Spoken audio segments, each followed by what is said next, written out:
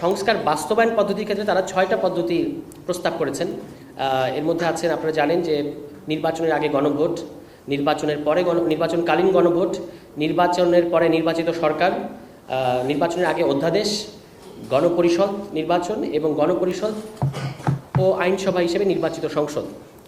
এই সংস্কারগুলো তারা মনে করেছেন যে এই 6টা পদ্ধতির মধ্যে করা সম্ভব। তো সেক্ষেত্রে আমরা দেখেছি যে বেশিরভাগ মতামতের ক্ষেত্রে আমরা দুটো পদ্ধতিতে স্টিক থেকেছি। একটা হচ্ছে নির্বাচনের আগে অধ্যাদেশ, আর একটা হচ্ছে গণপরিষদ কিংবা গণপরিষদ ও আইনসভা হিসেবে নির্বাচিত সংসদ। এই দুটো পদ্ধতিতে মোটামুটি আমরা থেকেছি। আমরা দেখেছি যে সকল সংশোধনীর ক্ষেত্রে সংবিধান সম্পর্কিত না, যে সকল সংশোধনী বা সংবিধানের সাথে কোনো সম্পর্ক নাই, সেগুলো আমরা বলেছি যে নির্বাচনের আগে অধ্যাদেশ কিংবা প্রশাসনিক ব্যবস্থার মাধ্যমে করা যেতে পারে।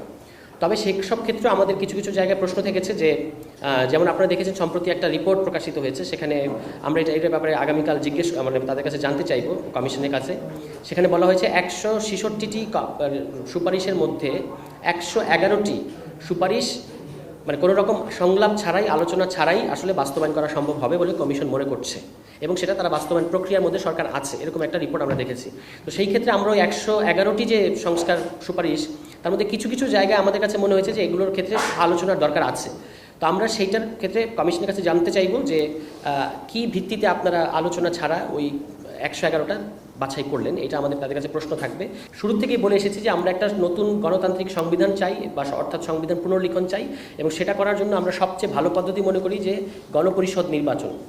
কিন্তু আবার আমরা বলেছি যে গণপরিষদ নির্বাচন যদি নাও হয়, তাহলে সেক্ষেত্রে গণপরিষদ ও আইনসভা হিসেবে নির্বাচিত সংসদ, যেটাকে ইংরেজিতে অনেকে বলে থাকেন ম্যান্ডেটেড কনস্টিটিউয়েন্ট লেজিসলেচার, মানে এমন একটা আইনসভা যার গণপরিষদের ভূমিকাও থাকবে। তো সেই প্রস্তাবটা আমাদের বিবেচনার মধ্যে আছে। আমরা আগামীকাল 23 মার্চ দুপুর 2টার সময় জাতীয় ঐক্যমত্য কমিশনের যে কার্যালয়, সংসদ ভবনের ব্লক 1-এ এমপি হোস্টেল, সেখানে আমরা তাদের কাছে আনুষ্ঠানিকভাবে আমাদের এই প্রতিনিধি দল তারা গিয়ে এটা জমা দেবে, এবং তারপর তাদের সাথে আমাদের কিছু আলোচনা হবে। এবং আপনারা তো জানেন যে তারা বলেছেন যে দলগুলো ইতিমধ্যেই জমা দিয়েছে তাদের সাথে কিন্তু আলোচনা শুরু হয়ে গেছে। তো আমরা আগামীকালকে জমা দিচ্ছি। এই সংবিধান আর কার্যকর নাই এই গণঅভ্যুত্থানের পরে। যদিও এটা একটা প্রশ্ন আসে যে এই সরকার তো সংবিধানের মধ্য দিয়ে শপথ নিয়েছে, কিন্তু আমরা মনে করি যে এটা একটা টেকনিক্যাল ব্যাপার। আসলে এই সংবিধানটা এখন আর প্রাধান্য পাচ্ছে না সরকার পরিচালনার ক্ষেত্রে। 72 সংবিধানের ব্যাপারে এটা হচ্ছে আমাদের অবস্থান, যে আমরা মনে করি একটা সম্পূর্ণ নতুন গণতান্ত্রিক সংবিধান লেখা উচিত গণপরিষদের মধ্য দিয়ে। তারা বলেছেন যে ন্যূনতম প্রার্থী হওয়ার বয়স হচ্ছে 21 বছর।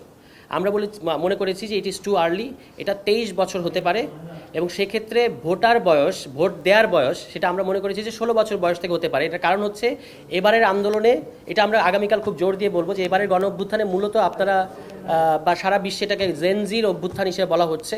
তো এই যে তারা এত বড় একটা স্টেক তাদের এবার গণ অভ্যুত্থানের মতো তৈরি হয়েছে, এর পরবর্তী যে বাংলাদেশ এবং আসন্ন যে নির্বাচন, এই নির্বাচনে তারা মতামত দিতে পারবে না শুধুমাত্র এই তাদের 18-র নিচে হওয়ার কারণে। এটা আমরা যৌক্তিক মনে করছি না। এই জন্য আমরা মনে করছি যে তাদের বয়স মানে 16 বছর বয়স থেকে, এবং পৃথিবীর অনেকগুলো জায়গা আছে, লাতিন আমেরিকা, ইভেন অস্ট্রিয়াতেও এই বিধানটা আছে যে 16 বছর বয়স থেকে ভোটের বিধান বাংলাদেশে করার জন্য এটা আমরা প্রস্তাব করব কালকে।